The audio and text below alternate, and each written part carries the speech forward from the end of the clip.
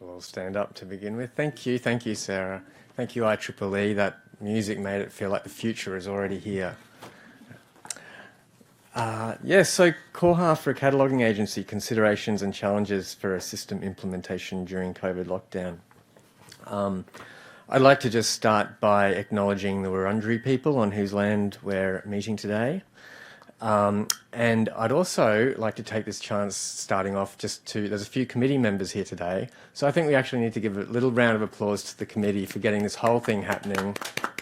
Yay, it's Vala, we're all here in person, it's incredible. Thank you, committee. So it feels a little bit today talking about this as though it's from a distant galaxy a long time ago, far, far away. I'll tell you a little bit about ESA, where I'm from. My name's Ben Chadwick. I'm Director for Research and Information Services at Education Services Australia. Thank you. So ESA is a not-for-profit founded and owned by the state and federal education ministers. We deliver education solutions for the K-12 sector. One of the business units at ESA for which I'm responsible is SCIS, the Schools Catalogue Information Service. So SCIS has been around for about 40 years now. We're looking at coming up to our 40-year anniversary. We're a subscription service, so we do original cataloguing, creating mark records for school libraries. About 80 to 90% of Australian schools subscribe to our service, about half of New Zealand schools, and we have schools in about 26 other countries as well, so really an international business. Schools subscribe to us, they come to our website to download records, or they use our API or our Z39.50 service to import mark records into their own local systems.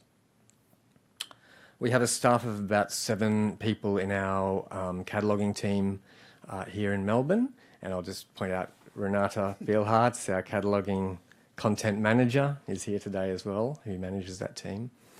We also work with contractors around Australia and cataloguing agencies in New Zealand as well.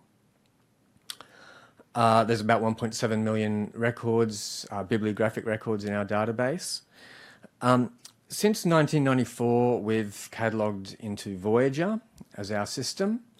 We have a front end as well that our schools use, so our subscribers interface with one system, but at the back end is our cataloguing system, and that's been Voyager up until recently.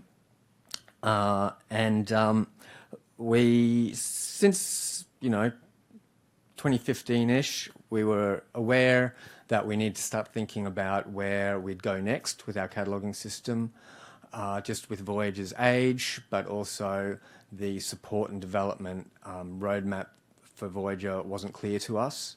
So we started thinking about this, and towards the end of 2019, we put a list of requirements together. We've also got Caroline Ramsden here today, who was quite heavily involved in that process as a previous SCIS manager. So it's great to have you here today, Caroline. I'll get you to answer some questions, maybe. Put those requirements together, and we had the project approved by the ESA board in about March of 2020. Before that, we released an expression of interest in early 2019, selected a system by mid-2019, put a business case together in late 2019, which was approved early 2020, which was a crazy period, as you all know. And we commenced that project to install the new system in June 2020. So we went with Koha, and we appointed Catalyst IT to do that system implementation on our behalf. Oh, I've been missing. Oh, thank you. This is my first day out of ISO, actually. So I've been even going up and down the elevators. I haven't been using the stairs, but it's exhausting still. That's the slide I was going to put up. Voyager. We've got a a newsletter or a magazine called Connections, and that was the article that was released when we started with Voyager back in the day. So we had a list of requirements. A lot of it was around sort of key considerations for a cataloguing system. So to give you a sense of the scope of what we're working with and our own needs, we are a cataloguing service. Whilst we were looking at a library system more broadly, we only really have requirements around a small subset of the functionality of a library system. So we're talking here about cataloguing modules, authority control, other associated modules such as batch processes for quality processes and quality control. The catalogue and search of the catalogue to the extent that that's required for our cataloguing team. So as I said, when MARC records are created, they're then transferred over to our other front-end systems. So we didn't have that requirement for a front-end OPAC per se. So other than those quite specific requirements around what the system needs to do for cataloguing, there were a few other key considerations that we had. So again, as a cataloguing agency, we came into this expecting that there'd be some degree of customization required to match our own workflows, etc. We talk about a bit of that in the paper, and I probably won't go into detail on all of those unless there's questions today, just in the interest of time. But there's also some specific requirements from ESA management more broadly. So ESA does provide hosting, a hosting environment for schools and other services. So we are a hosting agency, and we have commitments around privacy and security governed by the Australian Signals Directorate. So they have a process called the IRAP assessment process. So for all ESA products and services, we have to meet these sort of requirements. So it's important for us to host the software in our own environment, and that's called GovZone. And related to that, we wanted to have direct access to the databases for running queries, SQL queries against the database for quality and reporting purposes. So those are some of the things that in the end sort of tipped us in the direction of Koha. And this is where I'm going to hand over to Catalyst to tell you a little bit about themselves and where they came in. I'll just do a brief intro. Ngā mihi ki a koutou ku hua mai nei ki te whakarongo ki a tātou, ki a mātou. Ngā mihi hoki ki ngā tangata whenua o te rohi nei, nā rātou te mana, nā rātou te whenua, nā rātou te tino rangatiratanga mō aki tonu. I'm Chris Cormack. I'm the technical lead in the Koha team, and I'm one of the original developers on Koha. So I've been doing it for 23 years now, which makes me feel really old. And I'm going to just briefly introduce Aleisha Amohia, who will talk a bit more later as well. Aleisha is our not technical lead, development lead, who did most of the work. And she's been working on Koha for 7 years, since she was 16 anyway. So which also makes me feel really old. So that's kind of, the photo there is the Wellington Koha team, so in the Wellington office of Catalyst IT. We're in a company of 350 people, but the Koha team is about that size. And so that's, you can see me and Aleisha, and then there's Alex, Tosca, Hayley, Te Wainui, and Catherine. I'm going to probably pass back over to you, Ben, for this next slide. Sure. Sweet. Right, so this slide was really just, I wanted to put a couple of talking points down around some of the difficulties or challenges we faced as we got started working on this together, especially around the elephant in the room. There's COVID happened right as we got started. So, I mean, the key impact, as you'd imagine, we were imagining getting together in a room and brainstorming and talking through our requirements back and forwards. And I guess the initial intention going into it was that we would spend like a chunk of a day or two at least in workshopping. So we immediately sort of switched to online, and this was all happening at the same time as our respective businesses were moving online. and our teams were moving online. So there was a lot happening. And the general approach was we realized very quickly that there was this fatigue phenomena that we'd get. So we switched to a smaller number of online sort of engagements, but keeping the time quite limited. So it was challenging. I think that process of us understanding what our requirements were, that what would usually be quite an iterative dialectic process of we want this, how's that going to work? Can your system do it? How are we going to make this work? Was interesting online, but I think we got there. Maybe it stretched out a little bit longer than we would have imagined initially. All the way through right till the training of our staff at the end, that was obviously all conducted online as well. So we didn't meet up at any stage, did we?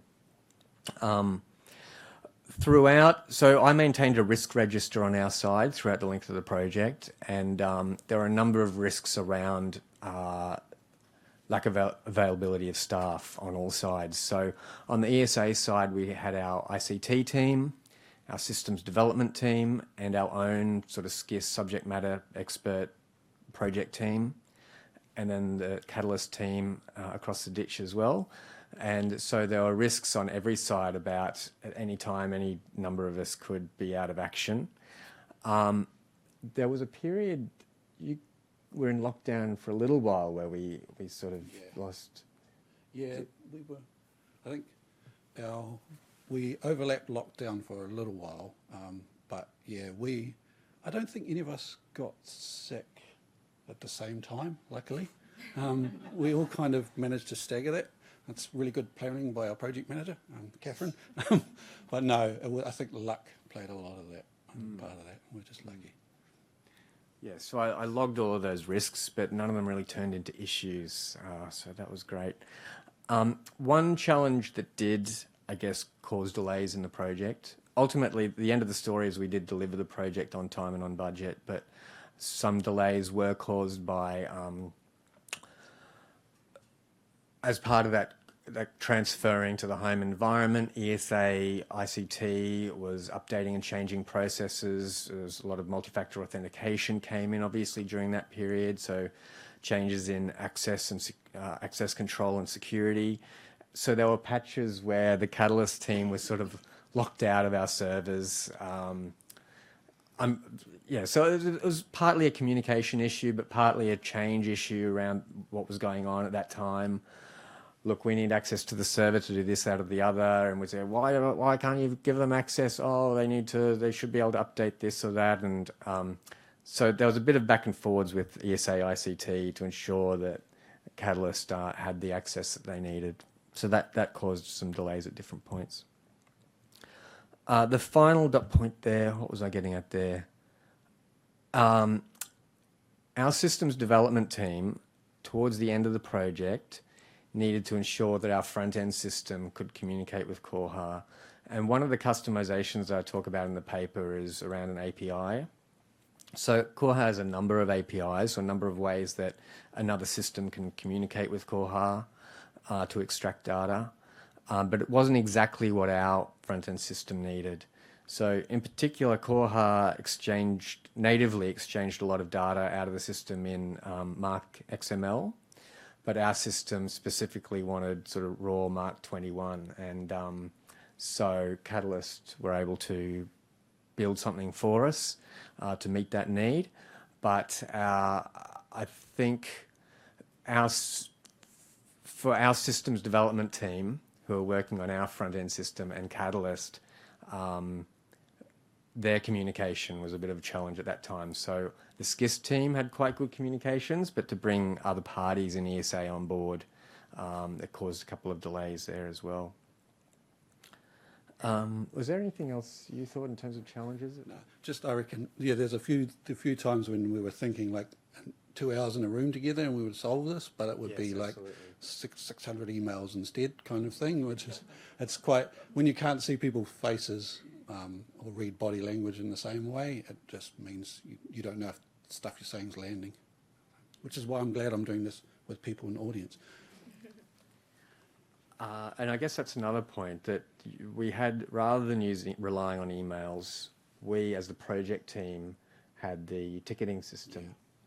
But the ESA, other teams in ESA weren't involved in that ticketing system.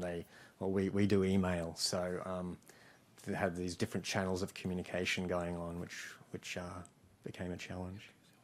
Why do I keep doing that? COVID brain. I'll hand back to Chris. So, yeah, I want to talk a little bit. This is really briefly, this is a sample implementation. It's actually the implementation diagram for Kim's University. This is for AUT, but it was close enough. This is pretty much what a tech stack for Koha kind of looks like. I won't dwell on it too much because it's not really that interesting unless you want to talk to me afterwards about setting one up for you. I'm happy to do that. But no, the main thing is Koha's, it's a web application. Well, it's two websites. It's a public website and what we call a staff or an admin one. And so in terms of for ESA and SCIS, we really didn't care about the public side. It was just the admin side.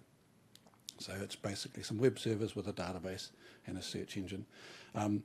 In both AUT and SCIS's case, the search engine we use is Elasticsearch in the background. So that gives you a nice, powerful search. So we're kind of jumping around a bit, and this is what happens kind of when we're preparing talks in two different countries without ever meeting in person. Well, what about 2 hours ago was the first time Aleisha's ever met Ben in person. So that's how it goes. So this is Levin Library in Horowhenua in Wellington. This is the birthplace of Koha. It started here in 1999, a tiny little library in New Zealand, and it was a Y2K project. So they had a library system that didn't understand 4-digit years. So when it got to 2000, it was going to be 0, which in the database was 1968. That was as old as the database could go back. So when you hit 0, it went back to 1968, which is really good for raising revenue on overdues, but not so great for users. So that short story, so we jumped from 99 in 1999, I should use 4-digit dates, to kind of nowish, if I can get it to work. There we go. And this is from Marshall Breeding's librarytechnology.org website, and this is just sites that have said they're using Koha. So he reckons there's somewhere between 15,000 to 18,000 libraries around the world using Koha, which, according to him, is the single most installed library system. So it's pretty cool to come from a town of 30,000 to running the whole of Turkey. So 1,127 library systems on a single Koha cluster. So it scales up. Scales down to Scouts Club. Scout installed it at the church library for his merit badge as well. So you go up and down. So I'm going to pass over to Aleisha now because we've talked enough. Cool. Hello, everyone. So we're going to talk now really briefly about the development part of our implementation process. So this is GitLab for anyone who hasn't seen it before, and this in particular is a set of boards, each containing different issues that we kind of use to represent tasks or tickets. So GitLab was our best friend during this development process. We used it to track everything that we wanted to work on, everything that we were going to work on, everything we were currently working on, and then what was ready to be kind of pushed into the production version of SCIS's Koha. So we had the open board kind of represented a backlog. We had next up, which is what SCIS would kind of regularly prioritize tickets for myself and our development team to work on. And then we would allocate things to whichever developer was working on it at the time. Tickets would sometimes switch between that in-progress board and the testing board as we tried to kind of model that iterative process that we would have had a better chance of doing if we could meet in person. This is kind of our replacement for it. So things might go between in-progress and testing a few times before they were officially signed off. So this is just a screenshot of our commit log. As you can see, we had a few different authors on this project, which just means that it was a team effort. We even had a couple of development moments from SCIS themselves. So Adam Stiles is on the SCIS team, and he was able to contribute back to his own Koha project, and some of the fixes, which I'll talk about soon, that he's worked on have been put out into upstream Koha. So because Koha is open source, it gets worked on and maintained by individuals and organizations all around the world, and so we like to thank and recognize those companies in our release notes.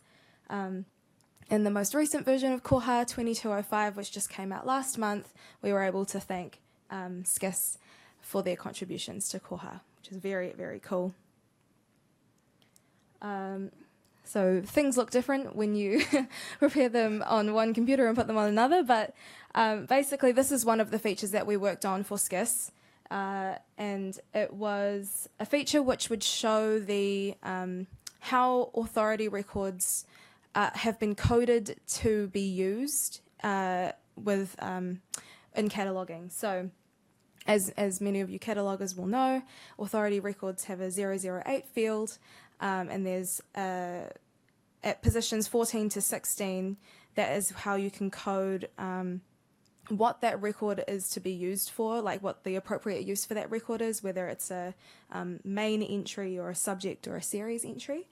And from a cataloging perspective in Koha, there was no way to quickly see what that authority could be used for. So we built a little enhancement in the search results of, and if you did a search for an authority, it would show you a little column with ticks and crosses just indicating what it would be used, appropriately used for. So that was a feature that we did initially for SCIS, but have since been able to upstream, and now libraries all around the world who have upgraded to Koha 2205, they will be able to access that feature too. So this is a feature, well, a bug fix actually, that Adam from SCIS wrote. So when you're cataloging a record and there are a few fields that have been marked as important, one version of Koha put out a fix that meant the wrong tag was showing. So that's not particularly useful if you've got an error in your record and it tells you to go to find it and it's not there, not where you're looking. So Adam wrote a fix for this, which was really awesome, and we were able to help him write that fix and then upstreamed it on their behalf. Yeah, I saw. So yeah, that was a very cool one that we were able to facilitate someone who wasn't here for development. So we've also, these fixes haven't yet been upstreamed, but they are in the process of doing so. So these are a couple of fixes that we thought would be interesting to the catalogers in the room. We've written fixes for SCIS to be able to strip trailing spaces when they're cataloging, so that includes like inner new lines in your fields or trailing carriage returns and that kind of thing. We've also done punctuation auto fixes, which is quite cool, and hoping to upstream that as well. And we've also written something to apply defaults when you're cataloging. So with Koha, you can create your own custom frameworks, and those are just kind of a set of default rules and values that might apply depending on what type of record you're cataloging. And sometimes when you're, depending on how you're creating a record, whether you're importing a new one or completely writing a new one or duplicating one and kind of starting from a base of an existing record, there might be different cases in which you would want to use those defaults that you've defined in your framework. So those are a couple of fixes that SCIS has asked us to develop for them and sponsored, and we're in the process of getting them into upstream Koha so every other library can use them too. This is a preview of some mark. So we just thought this would be a really useful way to view the mark for an authority record without having to kind of click into it, and it's just quite a useful shortcut. And this is something that was custom for SCIS as well, so they wanted to be able to quickly see what authority records have been updated in a specified date range, what was the before and what it is now, and who did it as well. This was really cool because it meant that we could work on a feature to store the history of a mark record. And as part of this feature, you can actually roll back and kind of revert to a past version of a field in your authority record. So not yet upstreamed, but working on it, and a range of cool features all built into this to create a report like that. So that was a lot of a lot of development work, and definitely not all of the development work we've done either. But we now have a regular release cycle, so every month we meet with the SCIS team and use that GitLab board like we showed before, and set a bunch of priorities for the next month. So we're constantly giving back to the Koha project through that work too. Cool, thank you.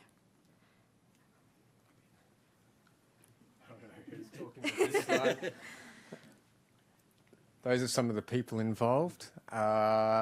Let's say that was a screenshot taken during the project. Yeah. It's definitely not one we recreated last week. But it's a pretty accurate recreation. So I think that leaves us time for questions. Yes, we have time for 2 questions. Okay. What language is Koha written in? Primarily Perl. Did you want to add to that? Yeah, well, primarily SQL, but Perl's Oh, the yeah. programming language around it. And Ben, do you have an in-house developer at SCIS? No, well, we have a development team at ESA, but they don't have any ownership or responsibility for Koha. And then we have one member of our team who's a systems coordinator, but who also has some development capabilities and loves to tinker. So Adam's actively involved in the maintenance of Koha, but I guess not in a formal development capacity. Well, thank you. Thank you. Thank you.